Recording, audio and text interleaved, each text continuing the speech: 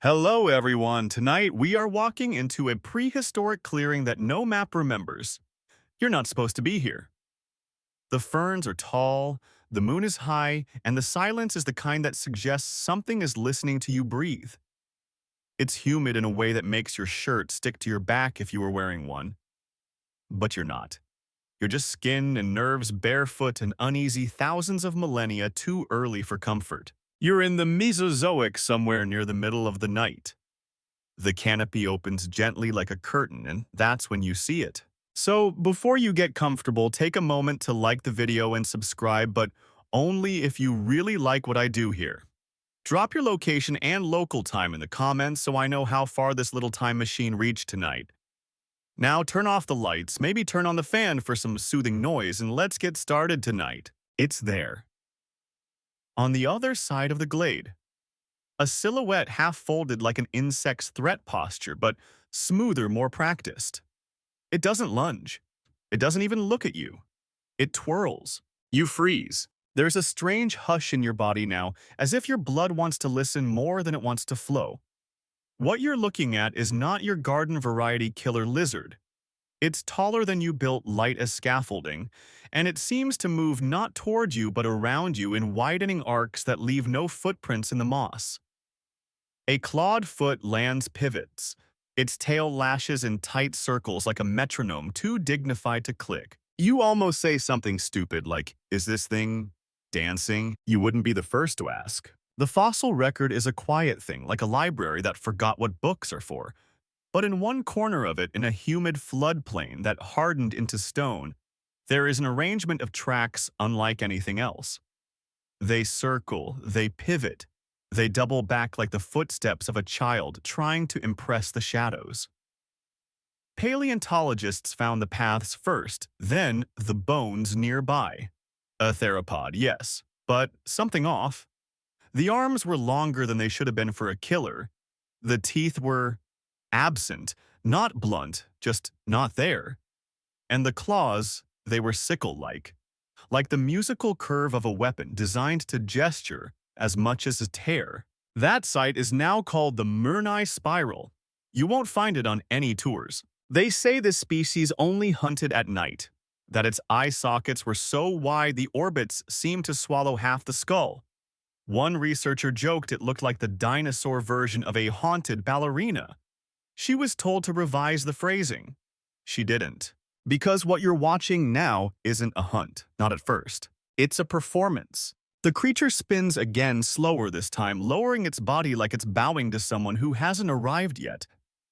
You glance behind you just to check, and that's when you realize nothing else is making a sound.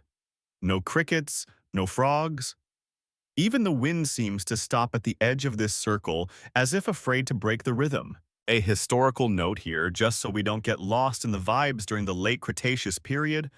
A number of isolated theropods evolved highly specialized predatory behaviors. Some relied on camouflage, some on speed, some even on apparent cooperation.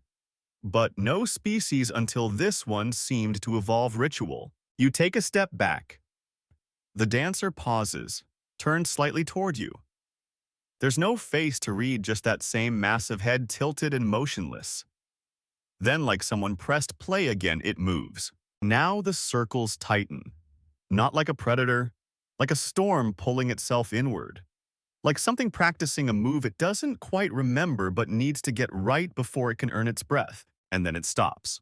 Dead still. No pounce, no chase, just stillness. You realize your own legs are bent, copying its crouch.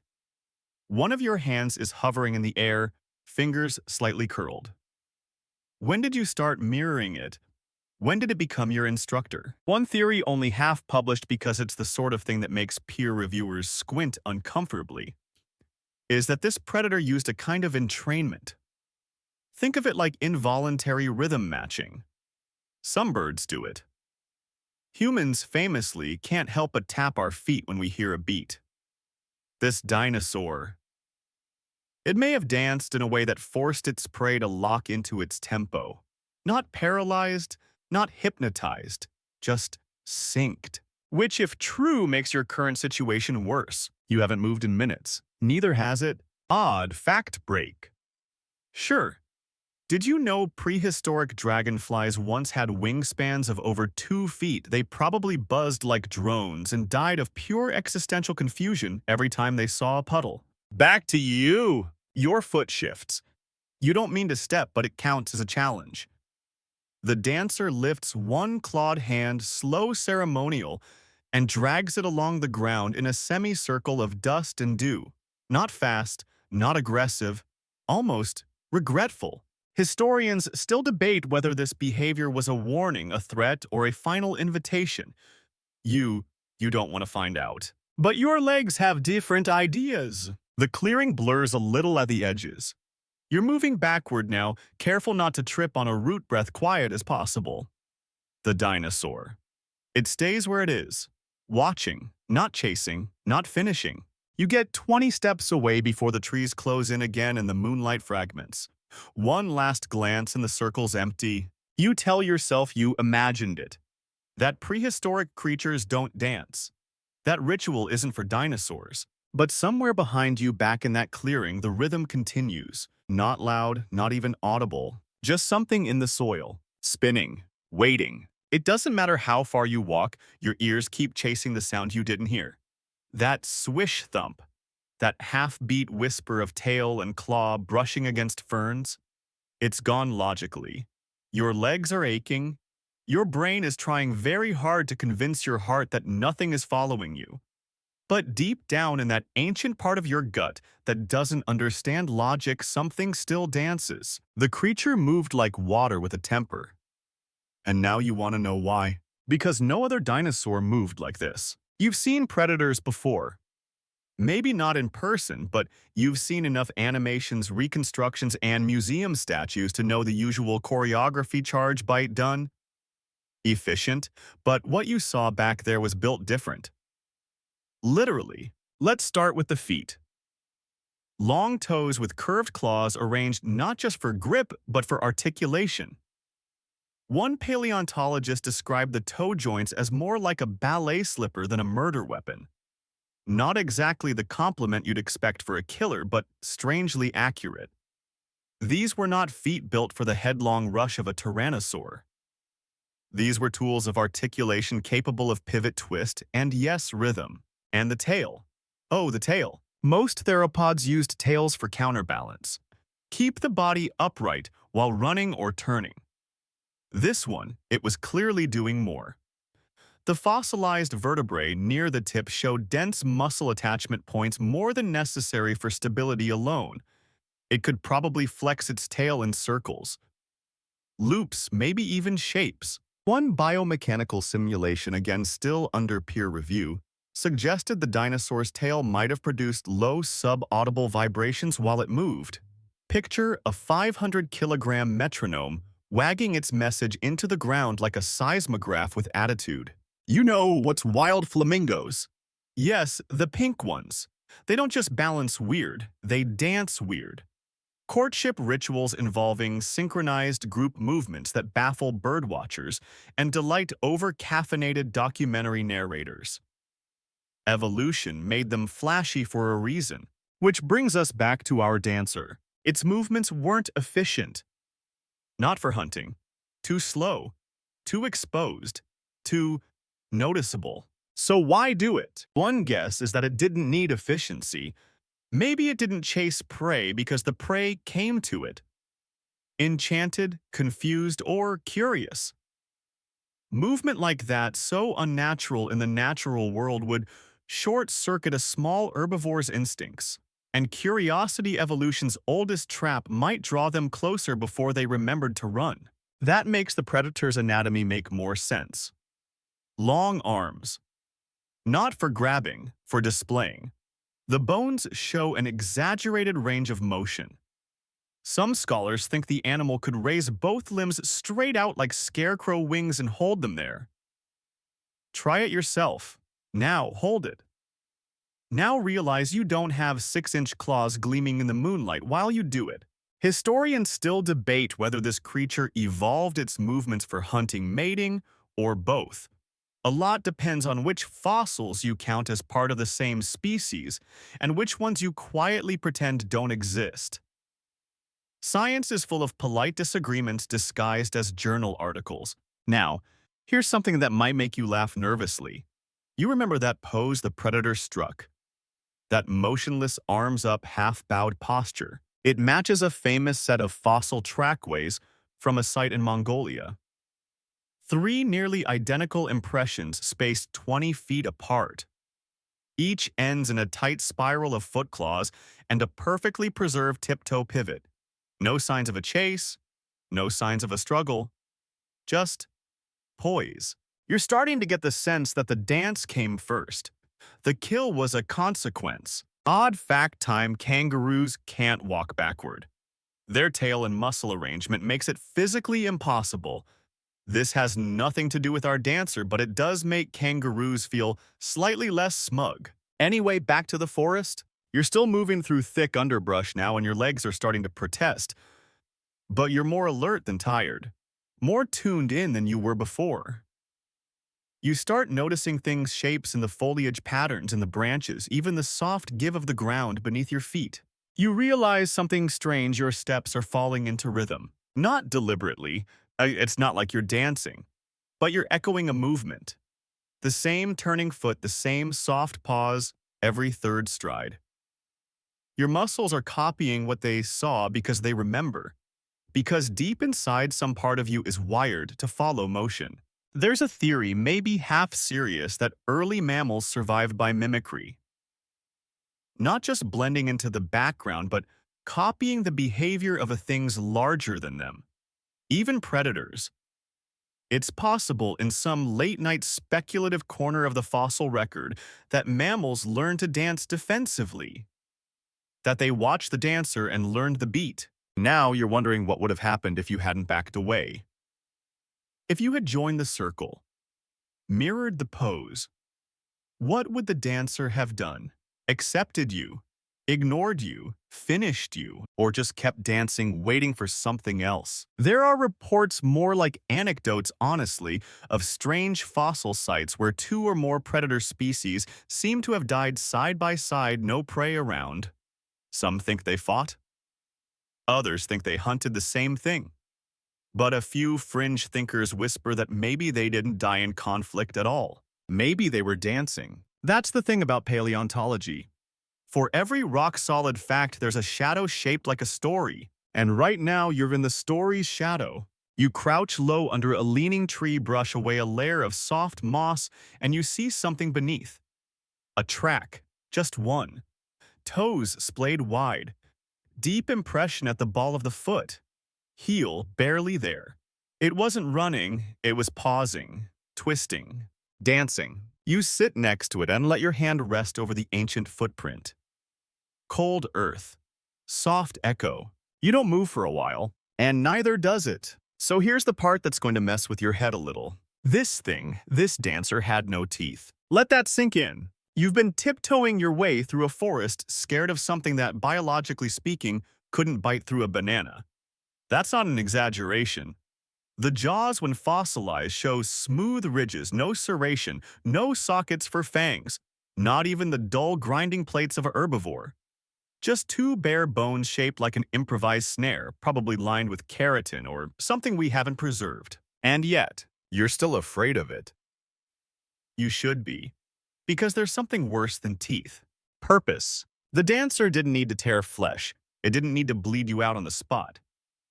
It had claws, curved ones, more like agricultural tools than animal weapons. One paleontologist described them as the kind of thing you'd use to peel bark or carve a mask.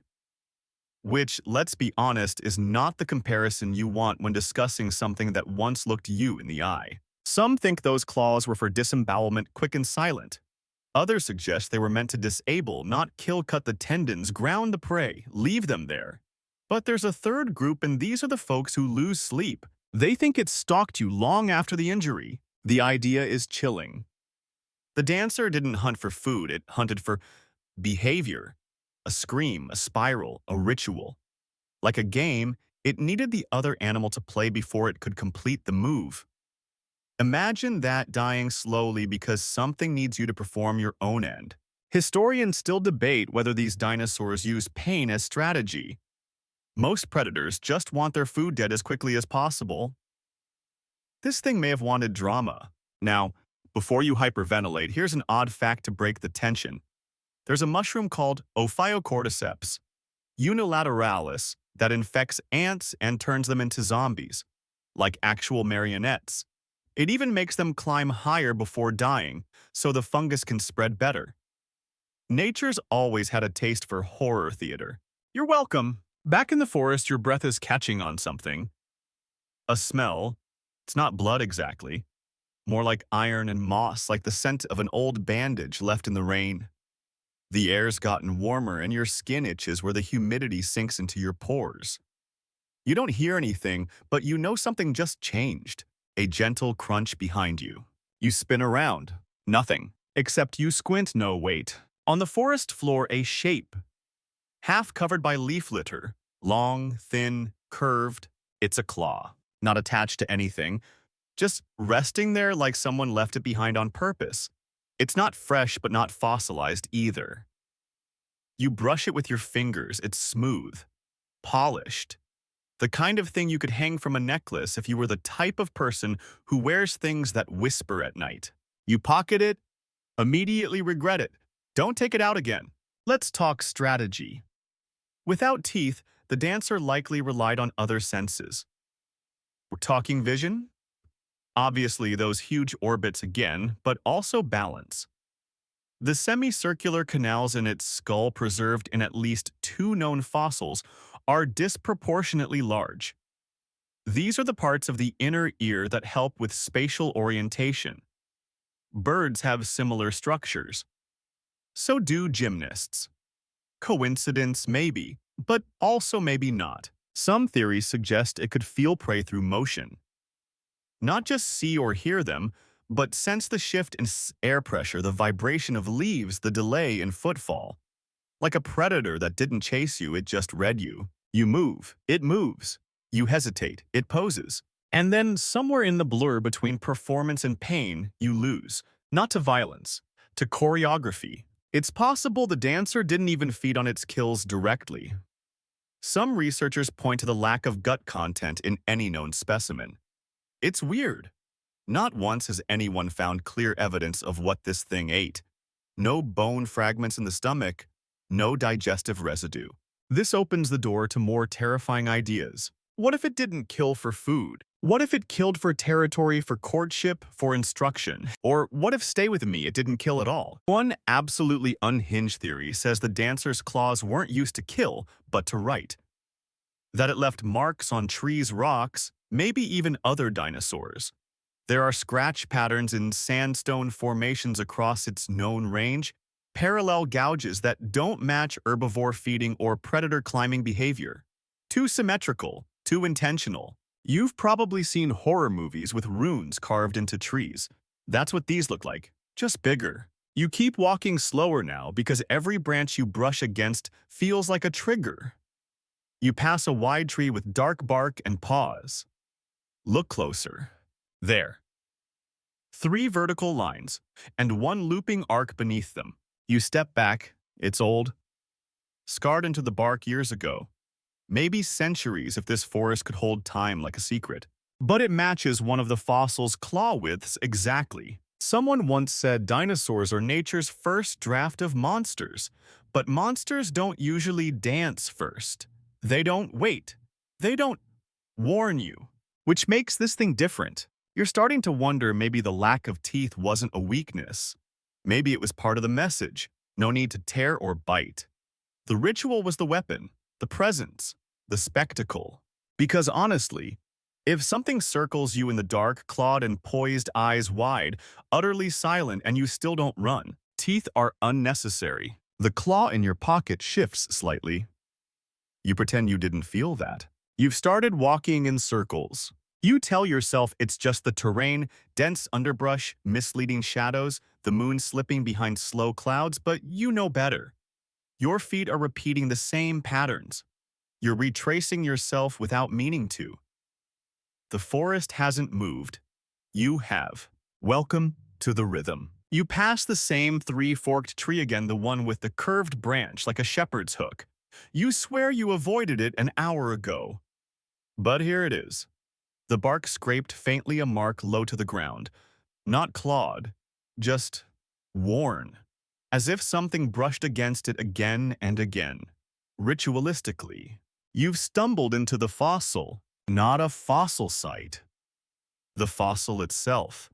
This whole glade, this clearing of slow wind and anxious silence was once marshland, soft enough to catch every footfall, wet enough to hold shape. When it dried millennia later, it remembered. And what it remembered was the pattern. Because under your feet, the oldest story in the world is scratched into stone. The spiral. You stop walking, kneel, wipe back the leaves. And there it is, an arc of footprints preserved in hardened mud, gentle but unmistakable. They loop. They double back. They pause. And most disturbingly of all, they never chase, and that's what confused researchers the most. At first, they thought the fossils belonged to multiple dinosaurs, maybe a chaotic hunt scene. But no, one set of tracks, one animal, moving in slow circles around something absent. Historians still debate whether these preyless spirals were hunting behaviors, mating displays, or some unknown function. Some say they're practice routines, rehearsals for a kill not yet made. You look up. You've been walking in the dancer's memory. Footprints tell stories more than bones, more than fossils. A track is intention caught mid-step. It shows hesitation, confidence, direction. And these ones, they show repetition. A choreography burned into the land.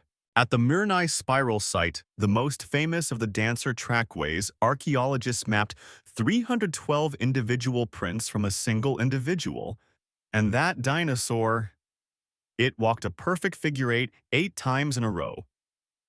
Always starting at the same point, always ending in the same pivot. That's not hunting.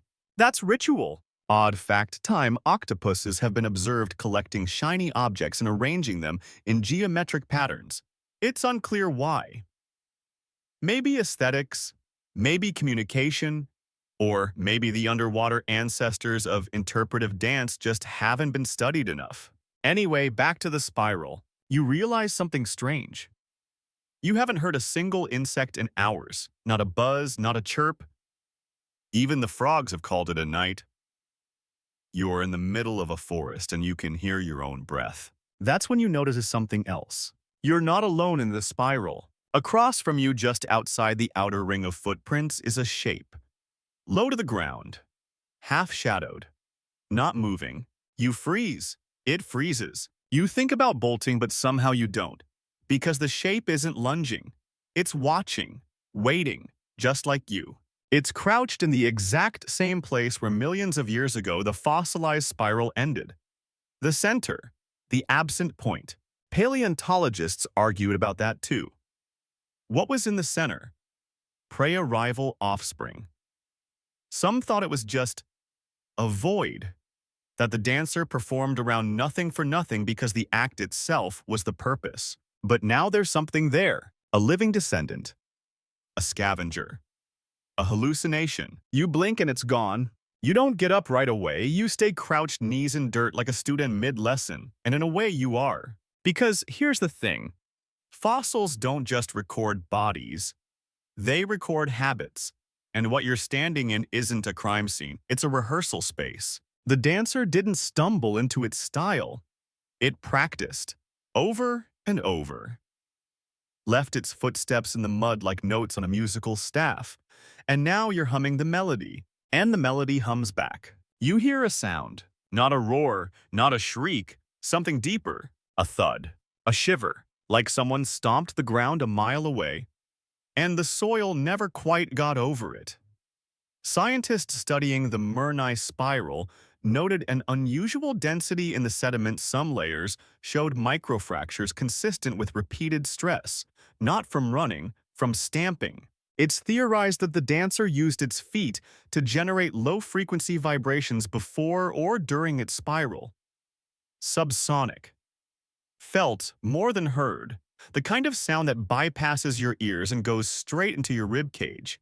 And now you feel it deep in your knees. Another thud, another pause. It's out there, somewhere in the spiral with you. Oddly, that doesn't make you panic. It makes you stand up, not to run, but to mirror. Your body turns without thinking. One foot crosses the other. A step, a pivot, a pause. The dancer's spiral wasn't just geography, it was a language. And you started speaking it. Slow turn, one arm out, elbow bent just so. You're not mocking, you're not pretending, you're listening. And the forest listens back. Somewhere nearby, you swear you hear the rustle of leaves falling in rhythm. You complete one arc of the spiral, then another. You don't feel fear anymore. Only precision, only gravity, only choreography. Something watches you from the tree line, but it doesn't pounce. You've circled 3 times now, 3 full spirals, slow and deliberate, and whatever's hiding there hasn't moved an inch, but you can feel it. The kind of gaze that sits in the back of your mind like a weight, like someone's trying to memorize your every step. And maybe they are. Because the prey didn't always run from the dancer. Sometimes they came closer. One of the strangest fossil sites attributed to this species lies on a wide floodplain that used to be an inland delta. It's full of small ornithopods, think prehistoric deer with beaks. Usually timid creatures, they've been found in unnervingly close proximity to what is unmistakably the dancer's trackways. Some of them inside the spiral, as if they walked right into it, not dragged, not chased, just stepped in.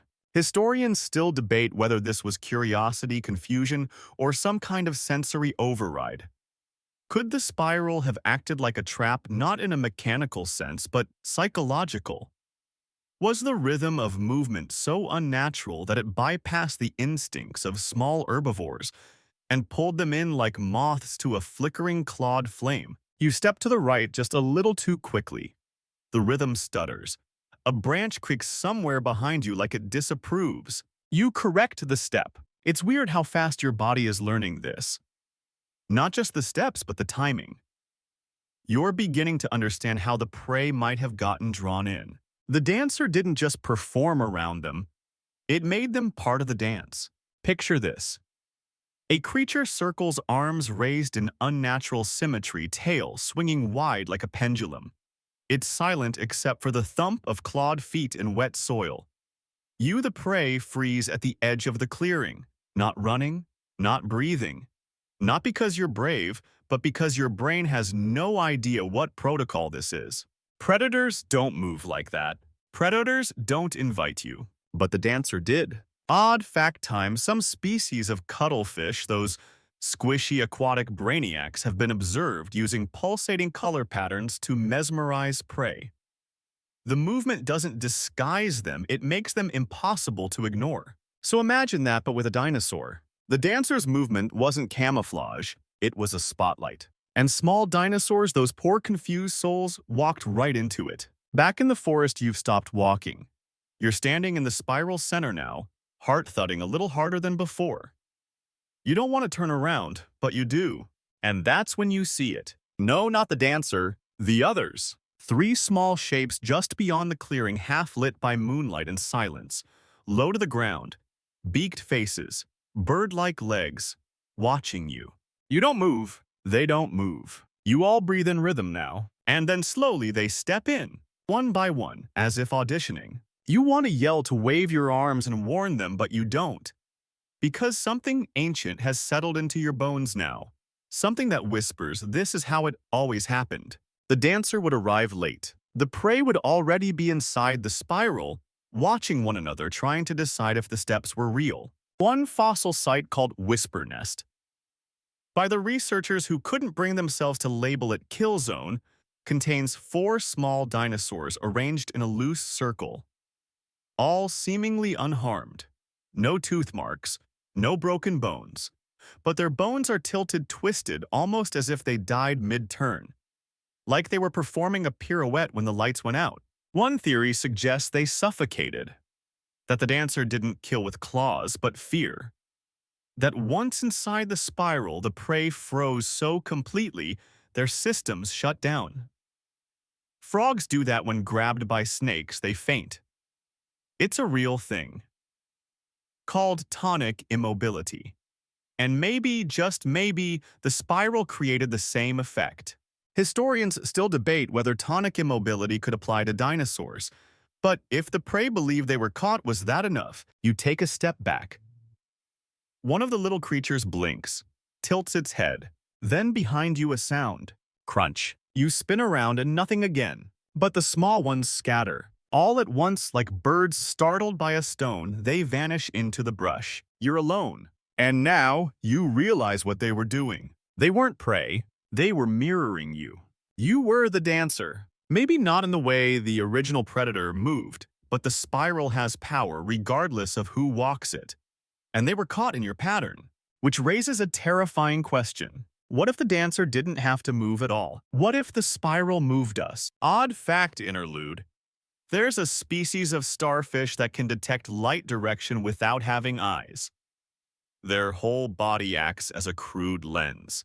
Not very accurate, but just enough to follow the day. That's your brain right now. Not clear, but sensing something. Something near. You don't run, you wait. And finally, something steps into the clearing. Slow, graceful, almost apologetic. A shape taller than you remember. Slim, elongated. Moving not toward you, but around you. Its tail draws a perfect arc behind it. And without a sound, the dance begins again. Its arms unfold like the wings of a broken angel. But it's not broken, not even close. The movement is too smooth, too symmetrical, too intentional. You've never seen a dinosaur raise its arms like this. Wide palms forward, if you can call those blade hands palms, as though greeting an invisible audience, or warning it. And here's the kicker. Those arms were once thought useless. Early reconstructions of this species drawn from partial skeletons found in the coastal shale beds of what's now Patagonia didn't know what to make of them, too long for typical theropod prey grappling. No clear musculature for lifting, tearing, or digging. Theories ranged from courtship flags to evolutionary leftovers. One paper even suggested they were a display to frighten rivals like a frilled lizard on stilts. But then they started looking at the joints. The shoulders weren't just mobile, they were exaggerated. Ball and socket joints set deep with massive cartilage pads, suggesting these arms didn't just move up and down, they floated. Historians still debate whether these wide-flared arm gestures were inherited behaviors or evolved rituals. A few fringe voices argue they were learned. But learned from what? The dancer moves around you again. And now the arms aren't just high, they wave. Not chaotically, but like grass caught in an even breeze. Slow, rhythmic, soft arcs that mimic the sway of plants, not animals. And you begin to wonder, was it pretending to be the forest? Think about it. The late Cretaceous was lush. Dense ferns, tall cycads, underbrush like shag carpet, all shifting gently with the wind. Herbivores were surrounded by constant motion. Leaves, branches, shadows. If a predator could mimic that, if it could become just another part of the endless swaying green, it wouldn't need to hide. It would be invisible until it moved against the rhythm, until it danced. Odd fact, there's a bird in Southeast Asia called the great argus. It has some of the most elaborate courtship displays on Earth, including fanning out feathers with spots that look like eyes. But what's more impressive, it memorizes choreography. And if one step is wrong, the female walks away. Brutal.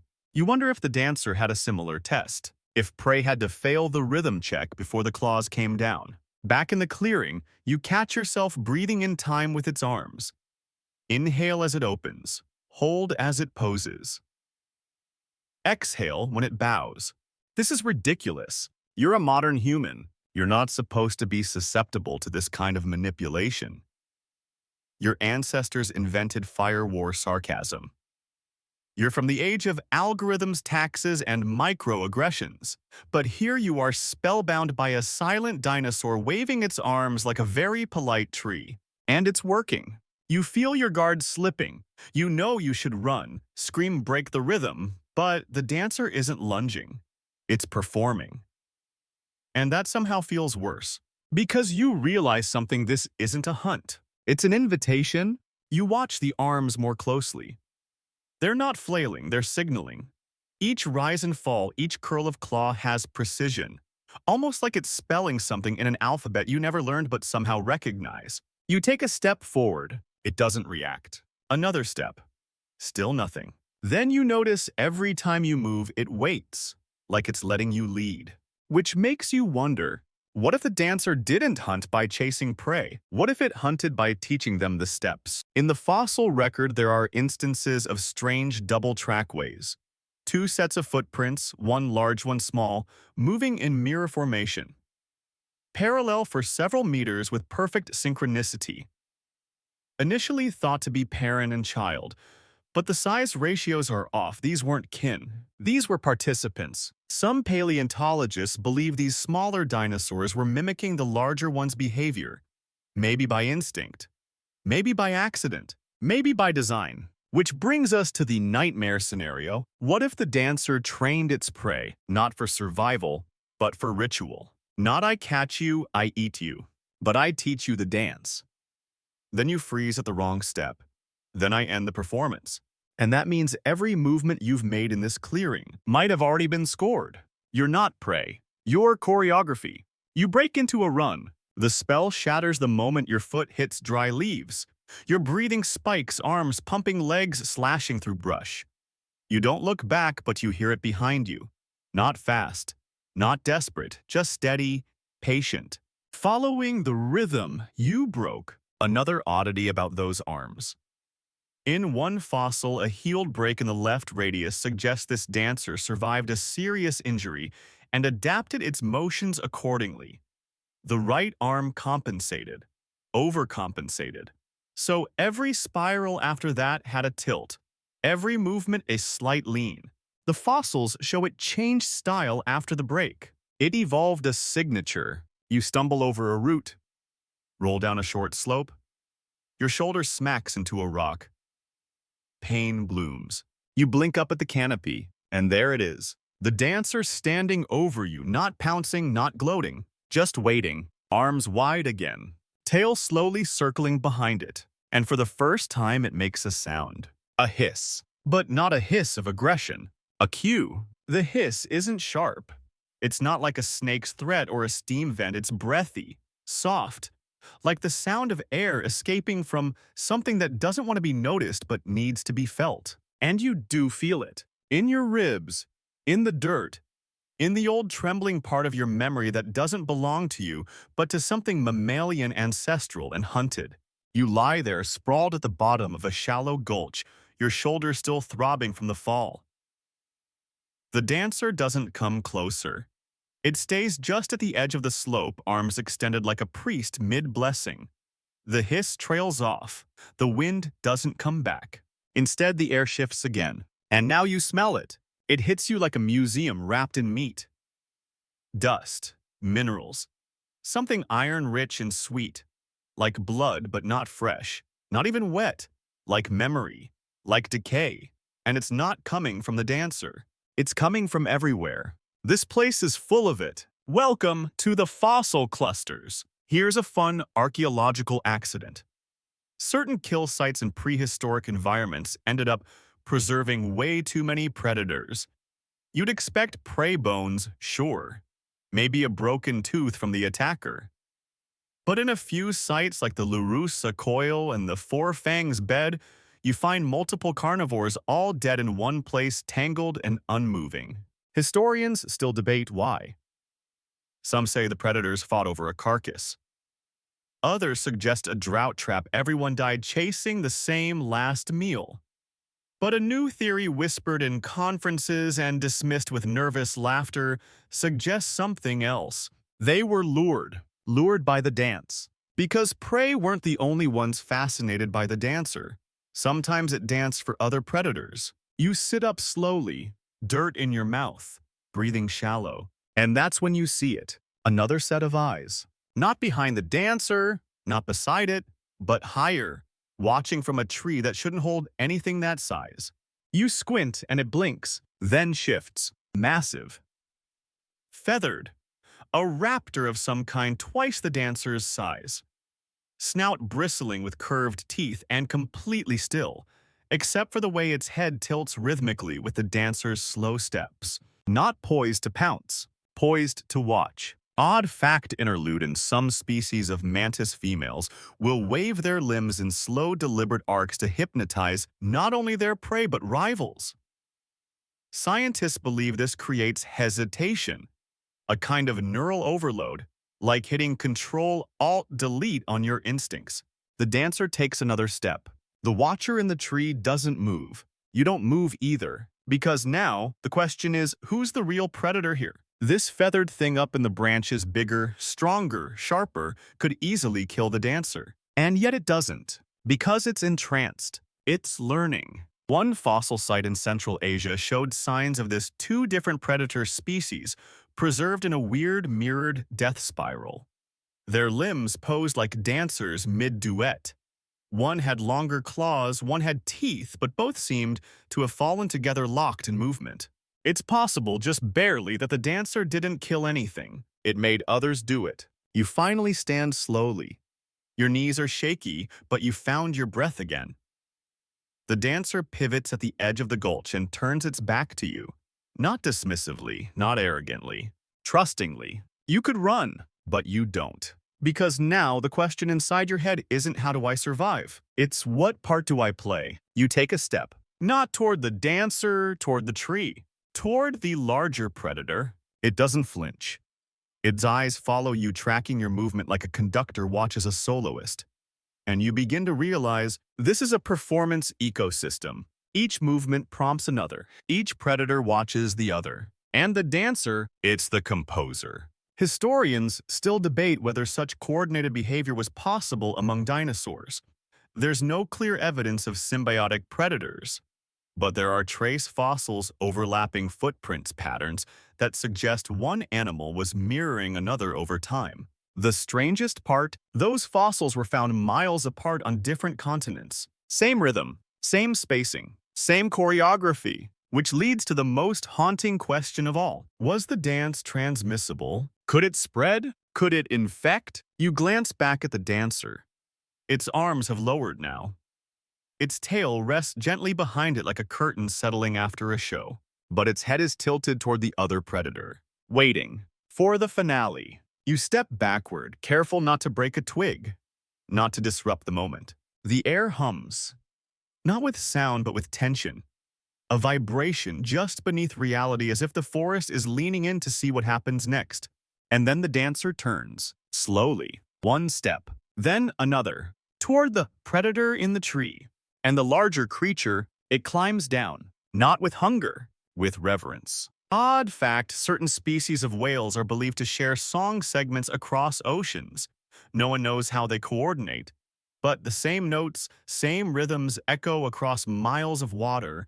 No teacher, just memory. Now imagine that, but with dinosaurs, and fear, and claws. You back away until you're out of the clearing. Your breath shakes, your fingers are numb. You don't run, you retreat. Because whatever happens in that clearing tonight, it's not for you. It never was. You don't stop walking until the trees thicken again. Until the clearing is a memory and your body feels like it belongs to you also. Until your breath stops catching in your throat like it wants to ask a question. And even then, you're not sure what you saw, because something doesn't add up. The dancer, it doesn't act like a predator. Not in the way we understand them. No chase, no gore, no roar. You didn't see it eat, you didn't even see it try. Which leads to the most uncomfortable idea yet. Did it ever eat at all? There are more than 30 known specimens of this creature, or at least what paleontologists think are specimens. The bones are delicate often, fragmentary, scattered across sites from South America to Southeast Asia. And not a single one has shown signs of direct feeding behavior. No prey bones inside the rib cage, no bite marks on femurs, no gut residue fossilized in the sediment. Just those same three features again and again. The long arms, The dancer's spiral, the absence of violence. Historians still debate whether these fossils all belong to the same species or if we're bundling together different animals because we're desperate for patterns. But here's the thing. No matter where they're found, the trackways tell the same story. Always spiraling, always ending mid-step. Never a sign of a struggle. So maybe, just maybe, the dancer didn't eat in the way other predators did. Maybe it didn't hunt for flesh. Maybe it hunted behavior. That theory, proposed by one rogue paleontologist and swiftly buried under a pile of embarrassed rebuttals, suggests the dancer was a behavioral parasite. Not in the biological sense, in the theatrical sense. It didn't feed on muscle, it fed on response. Odd fact break, because your brain's probably tightening like a wine cork. There's a species of jellyfish, Turritopsis dohrnii, that can revert to an earlier stage of its life cycle instead of dying. It doesn't feed on anything unique. It just loops forever. Sound familiar? Back to the forest. You press on quieter now. You're not sure who's watching anymore. Maybe nothing is. But the silence carries intent.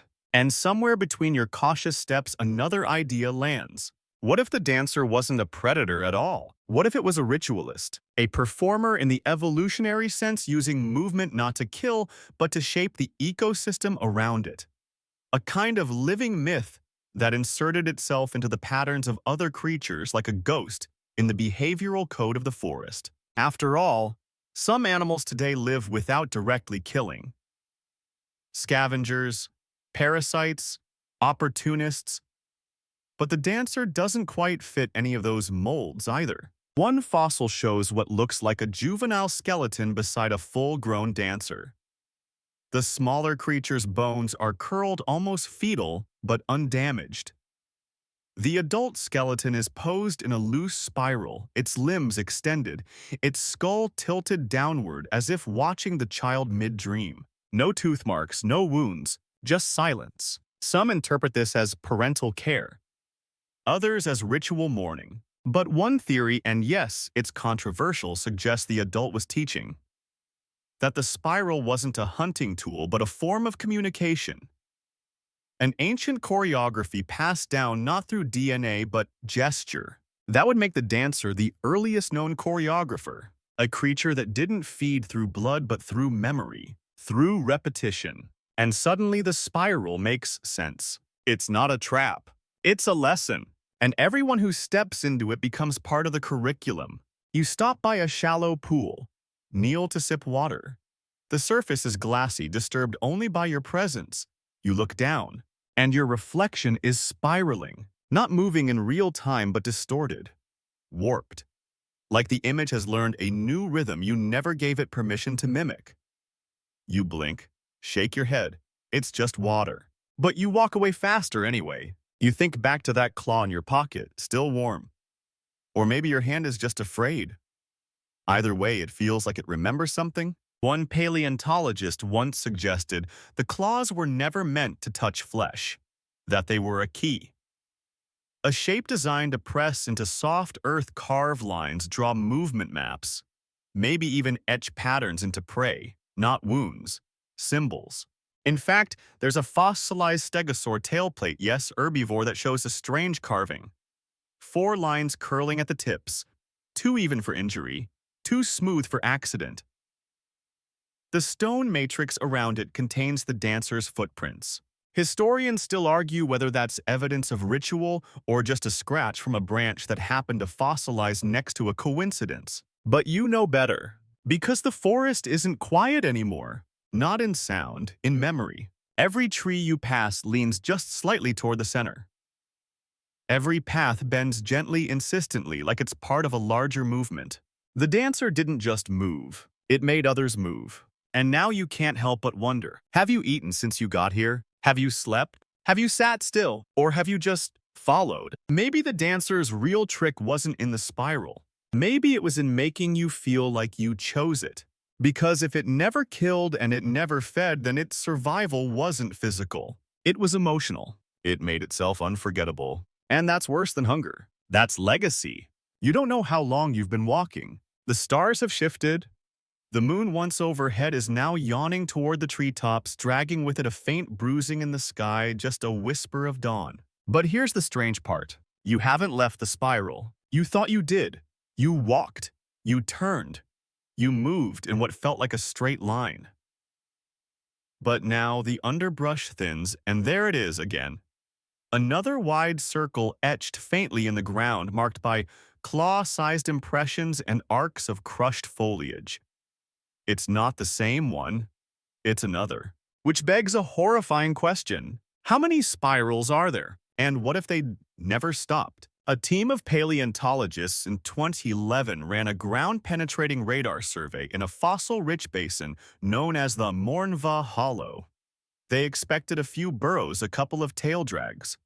Instead, they found what appeared to be 6 concentric circular patterns beneath the sediment, none visible at the surface, but all etched at shallow depth, as if pressed into the substrate by repeated pressure. Like stomping, gently, rhythmically, again and again.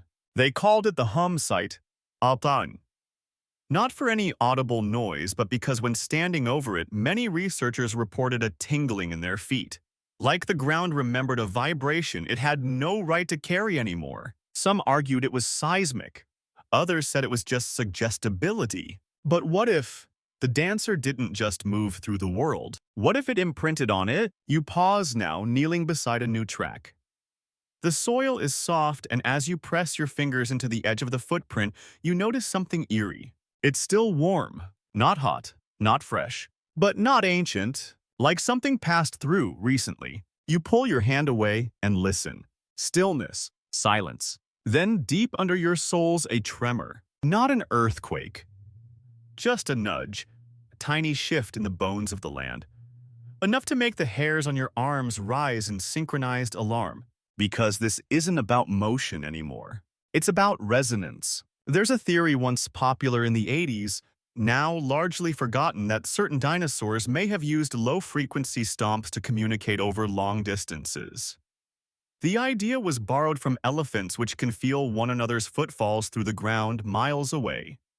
We now know this is true. Elephants talk through their feet. So maybe the dancer did too. But not just to others. To the earth. Odd fact, in 2016, researchers discovered that some species of frogs use the water's surface as a kind of drum to broadcast mating calls. Not through the air, but across liquid. The ripples travel, the song spreads. Now, think about dinosaur feet. Think about thousands of pounds concentrated into one carefully timed stamp. Think about how many years it would take to leave not just a track but a tuning. Because here's the scariest possibility yet. What if the spirals aren't fossils? What if they're instruments? Not marks of where the dancer hunted, but where it played. You walk further, slower now. Each footstep lands softer than the last. Not because you're afraid, but because you're listening. And with every step you swear you can hear something just below hearing. A pressure, a murmur, like music you forgot you knew. Historians still debate whether ancient sound-based behavior left physical traces. After all, vibrations don't fossilize. But some researchers argue that repeated low-frequency behavior, especially in large animals, could cause microsediment distortion. Think of it like the land developing memory foam, the Mornva Hollow. That wasn't the only hum site. They've since found 12 more, all arranged in clusters, all centered around spirals. It's possible, and here's where the academics start to squirm, that the dancer didn't move through the world at all. It carved a song into it, and now you're standing in the chorus. The wind picks up. Finally, you didn't realize how long it had been gone. It brushes through the canopy, rustling the ferns like an orchestra waking up, and then unmistakably, thud, far off, but clear, like a bass drum from beneath the soil. Then another. Closer, you can't tell direction anymore. Not left, not behind. The sound folds around you like a mist.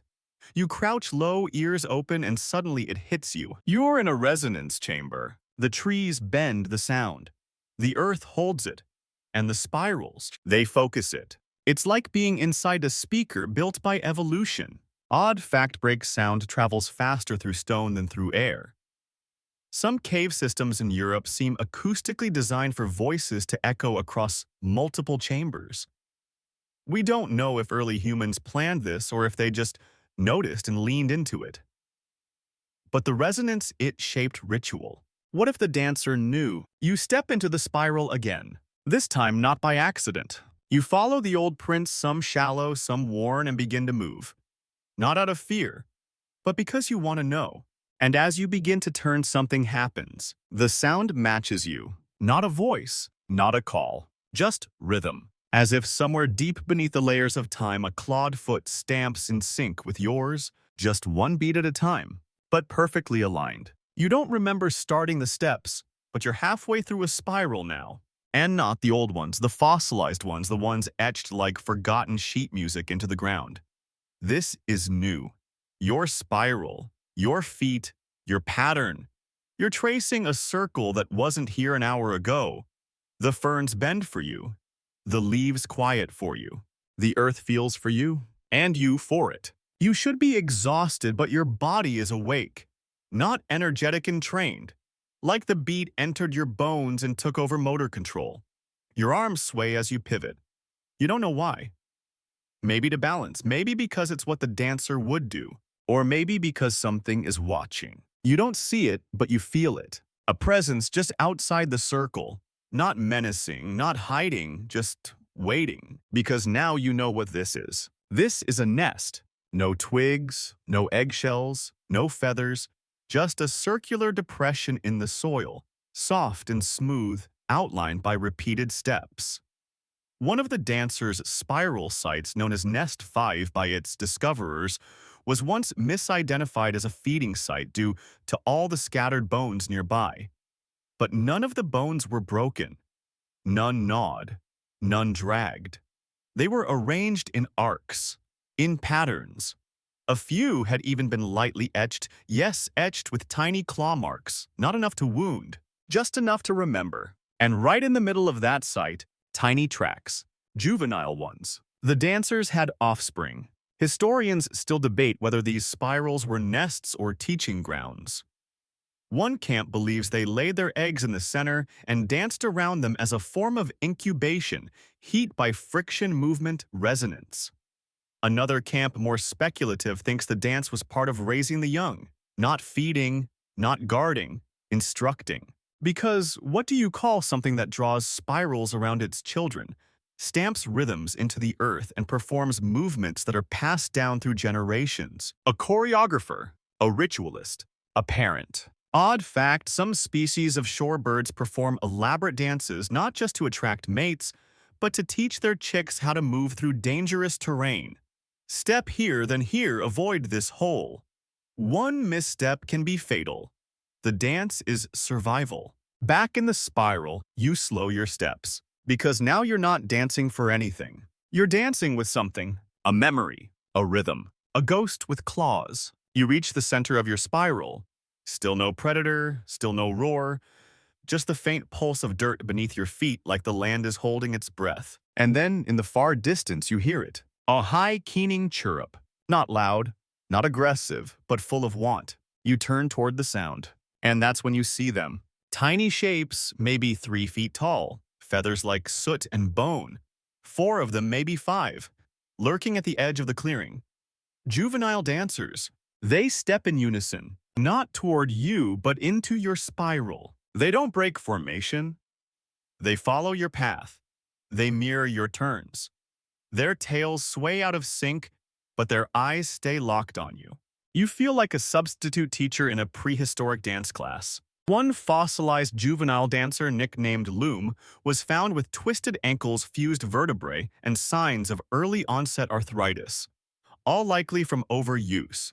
Too much movement, too soon, as if the animal learned the dance before it could handle the consequences. Because this ritual, it wasn't optional. It was instinct. You start to walk again slower now, not performing, just letting your body remember what it never lived. The little ones follow, and that's when you notice the outer circle forming, not from the juveniles, from the adults. 3 shadows, larger, wider, more measured. They don't approach. They orbit. Slowly. Like moons caught in your gravitational pull. They don't look at you directly, but their tails sync with your rhythm. Their claws flex and rest. Flex and rest. You are no longer prey. You are no longer witness. You are inside the memory. And the earth remembers too. The ground beneath you pulses again. A slow, deep thrum. The same soil that recorded ancient steps now sends vibrations back up. As if replaying a song it was forced to memorize eons ago. One researcher once described the spiral sites as prehistoric vinyl records, grooved with footsteps shaped by repetition capable of echoing back their energy if touched the right way. And maybe you've just dropped the needle. Odd fact, archaeologists in Peru found ancient geoglyphs, giant spirals, lines, and figures etched into the earth by walking them over and over. The Nazca lines. Some were never meant to be seen from above. They were meant to be walked, experienced from within. Just like this. You stop at the center.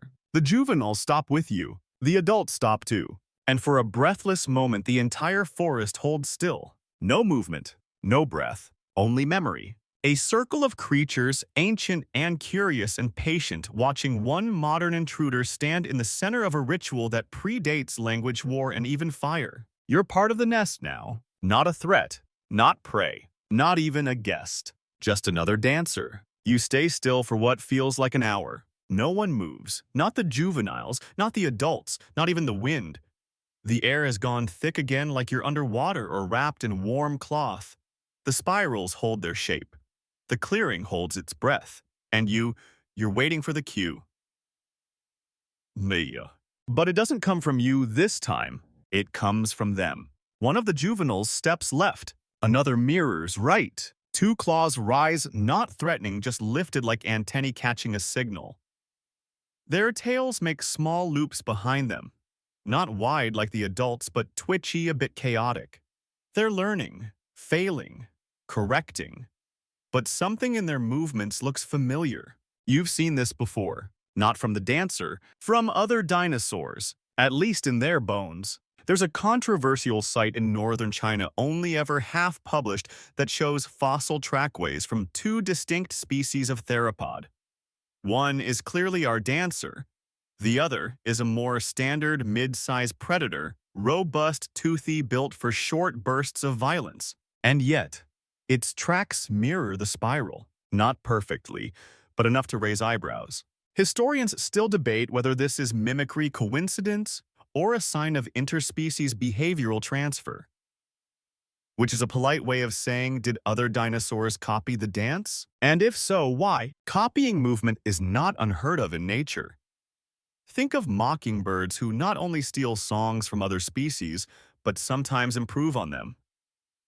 Or dolphins who learn tricks from watching, not training. Even cuttlefish. Those shimmering alien squids have shown the ability to copy the color pulses of their tank mates without ever touching them. And here you are watching evolution happen in slow motion. Because now the adults are moving again. They don't join your spiral. They create a new one. Wider, deliberate. Each step echoes louder than it should. It doesn't matter how soft their feet fall, the ground remembers. And it responds. You feel it in your teeth, a thrum, a low harmonic, not a noise, a sensation. Like standing next to a bass speaker turned just low enough to make your ribs tingle. Odd fact time, elephants can detect earthquakes before seismologists, thanks to their sensitivity to low-frequency ground vibrations. They'll move to higher ground hours before a quake hits. Some researchers believe they're not just sensing the earth, they're listening to it. And maybe the dancer did the same, but for different reasons.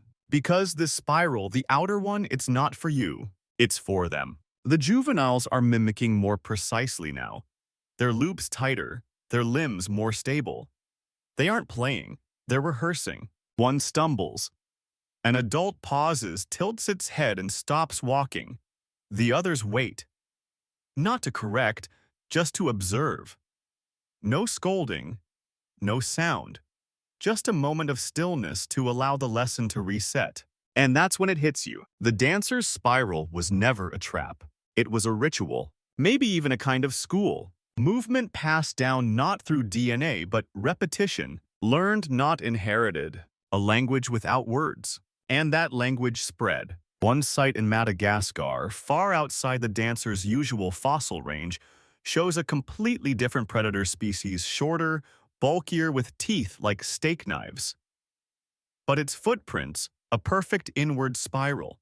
Not for stalking, not for circling, just performing. Which is why some paleontologists are starting to whisper about something new.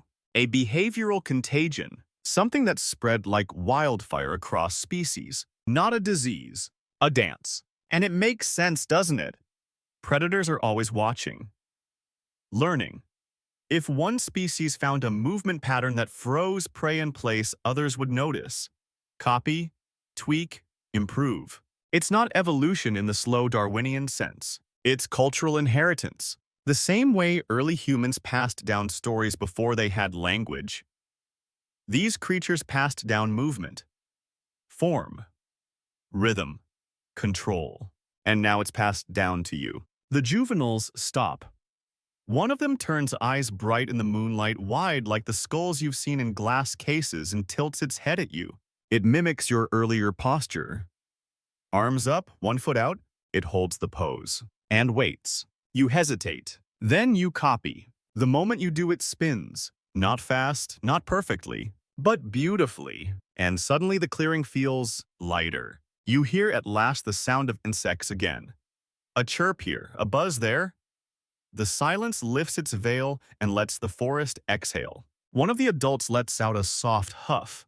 Not a warning, a breath. The trees seem to shudder with relief. Because this wasn't about killing.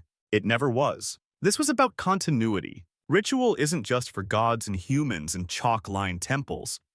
Sometimes it's for clawed things long extinct that once learned how to change the world, not by chasing it, but by choreographing it. You wonder briefly how far this went. Did herbivores learn to copy the spirals for safety? Did early mammals mimic the dancer's sways to hide? Could this rhythm have echoed all the way to the future, to birds that bob before flight, to deer that freeze to you? Historians still debate how much of behavior survives deep time. But this moment, this clearing, it feels like a loop, like the rhythm never ended. Only shifted hosts. You wake up mid-step. You hadn't meant to sleep, or maybe you didn't. Maybe you just paused long enough for the forest to reset around you. The light is different now, morning gray. Everything is washed in silver, soft and indecisive. You blink. Your arms are still half raised. Your feet planted in spiral memory. But the dancers are gone. No juveniles. No adults. No sound. Only the echo of a movement that never wanted applause.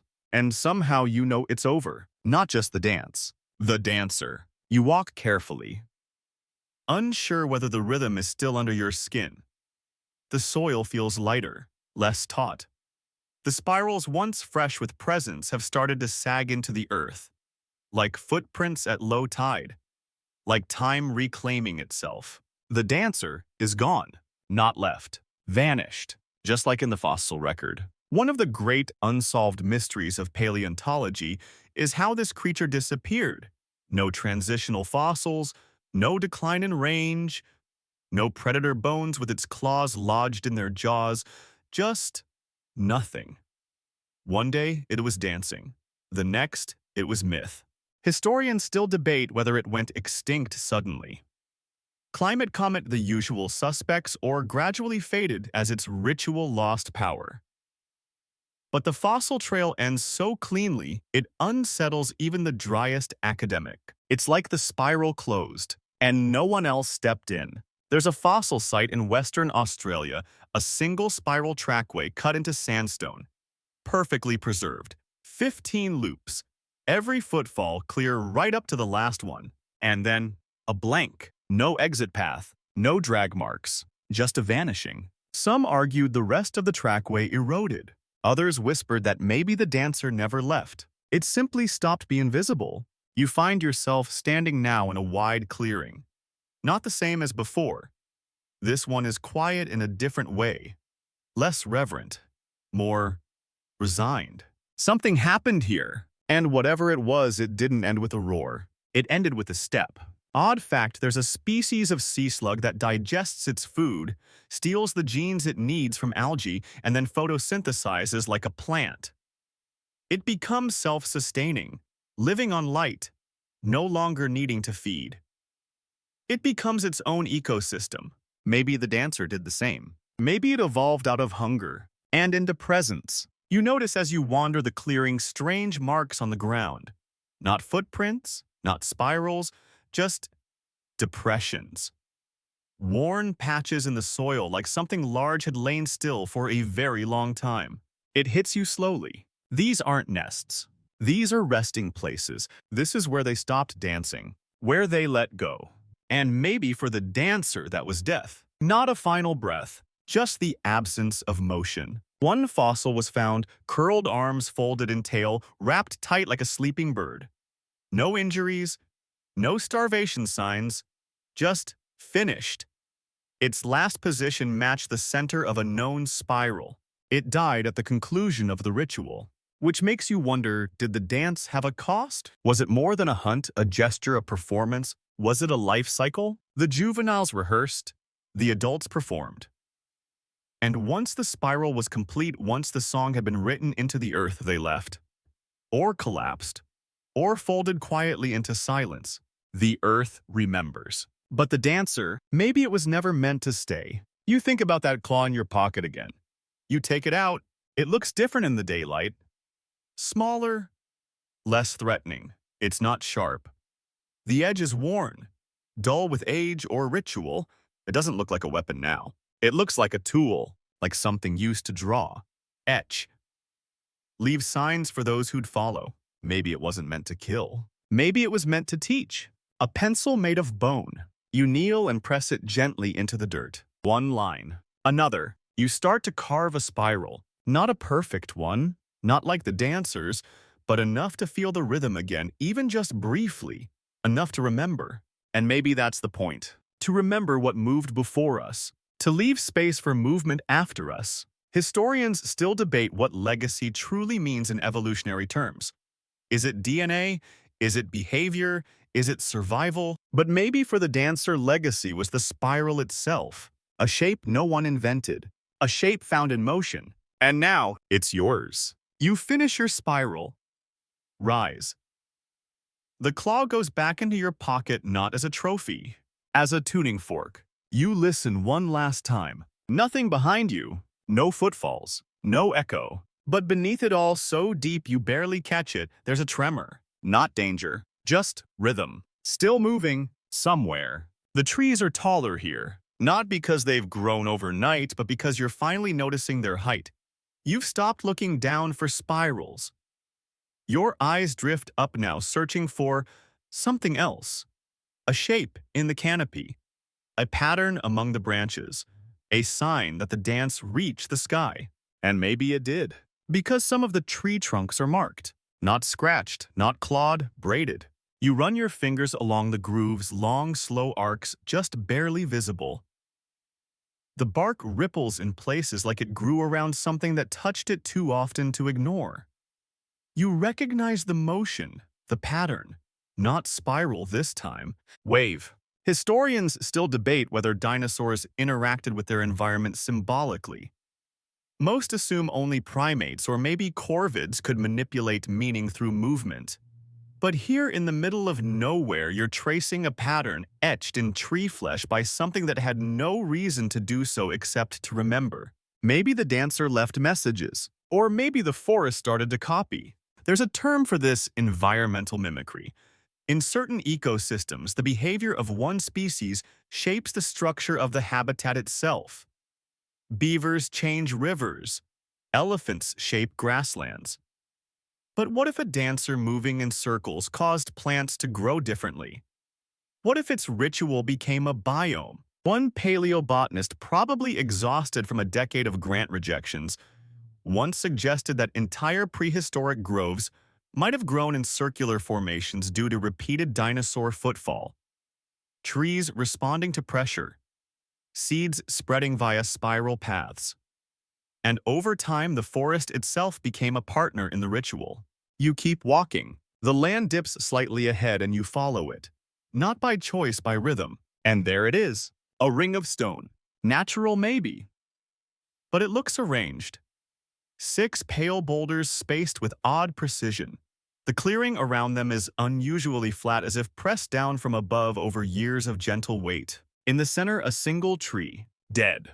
Blackened. Split. Lightning, maybe. Or something older. Because you feel something here. Not fear. Not awe. Just wait. A scholar once described ancient rituals as gravity of the mind. Places that pulled human memory toward them again and again, regardless of logic. Sacred grounds. Burial sites, ancestral paths. The dancer may not have had gods, but it had gravity. You walk toward the tree.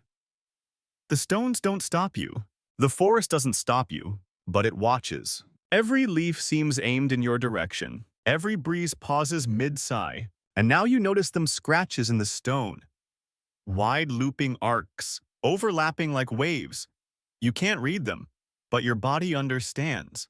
It wants to move again, to spiral, to echo. But you don't, because something tells you this was the end. This wasn't a place of beginning. It was a place of finishing. Odd fact, in ancient Greek theaters, actors would sometimes die on stage, not in reality but in such choreographed finality that audiences wept for hours after. The term for the final position of the body, strophe. A final turn. This is that. The dancer didn't vanish randomly. It chose to disappear, somewhere like this. And maybe, just maybe, it didn't want to be followed. You sit beside one of the stones.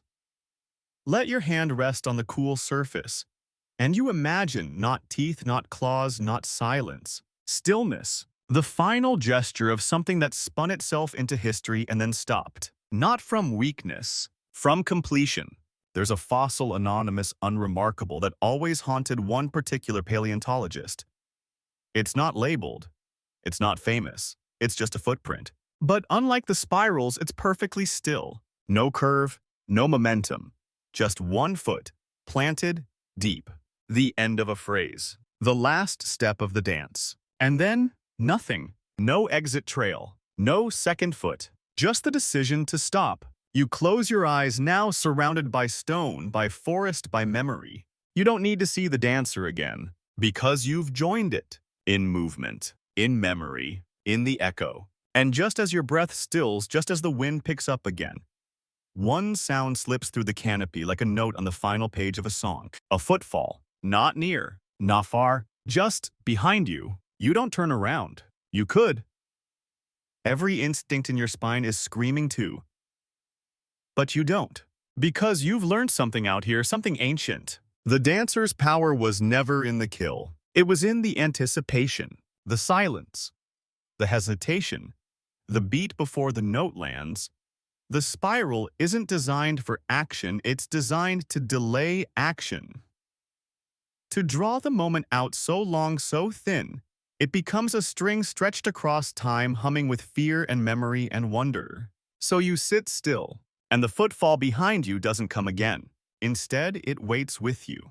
Whatever it is, you glance down at the stone you've been leaning against. Your fingers rest in a groove you hadn't noticed before. A small mirror-shaped depression left side matching right.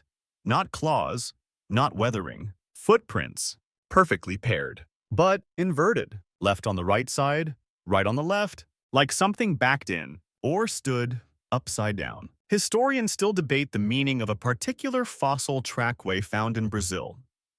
It consists of a long looping pattern that resembles the dancer's signature spiral, only mirrored. But here's the mystery. All the footprints are reversed. Not just flipped in direction. Anatomically reversed, as if the creature was walking on the wrong side of its limbs, or upside down, or reflected. Some have dismissed it as a mudslide distortion. Others whisper about behavioral inversion, but a very few, think it's intentional. They call it the ghost spiral, and no one agrees what it means. You stand slowly, stone at your back, listening again. And there across the clearing is another spiral. Faint, different. The prints point inward, but the heel marks are on the outside. You step toward it cautiously. Each print is deeper than the last and smaller, like the dancer was descending either into the ground or into itself. And then, at the very center of the spiral, you see it. Not a bone, not a feather, a mask. Not made of hide, not crafted by hand, just shaped by time, or by something more deliberate. A chunk of petrified wood, naturally hollowed, naturally cracked, but with two unmistakable eye holes and no space for a human face. It's not for you. It never was. Odd fact, in many indigenous cultures, masks are not meant to disguise but to invite, to allow something else to wear you. You don't become the spirit. The spirit borrows your shape for a while. Maybe this mask was never worn by the dancer. Maybe the dancer was the mask. A performance of instinct. A ritual wearing bones and rhythm. You don't touch it. Instead, you kneel beside it. The forest has gone still again. You realize now it always does that when the spiral begins or ends. You're at the end now. Or at least this spiral is. There's a theory, entirely speculative, often mocked, that certain behaviors in extinct animals functioned as communication across time. That they left echoes not just in fossil form, but in structure. In how land was shaped, how memory got encoded into movement. The mirrored prints, the upside-down spiral, the mask that doesn't fit any species we know. These aren't artifacts. They're hauntings. The kind made not by ghosts, but by biology, so ritualized it outlasted itself. The forest has begun to brighten. The sun filters through the leaves in slow golden chords. Your eyes sting not from light, but from contrast. You've been walking through rhythm so long that real time feels jagged. You hear one last movement, a scuffle of leaves behind you, but softer this time. No claws, no predator, just small tapping feet. You turn, slowly, and see nothing. Only your own spiraling footprints in the dew. Only the wind. Only the memory of something that might still be dancing somewhere, where the eye can't see and the ear can't hear, but the body still feels it. Because now it lives in you. The rhythm, the spiral, the call to move not toward but around. Odd fact to end on: certain jellyfish move not by propulsion but by creating a vortex of water they spin within.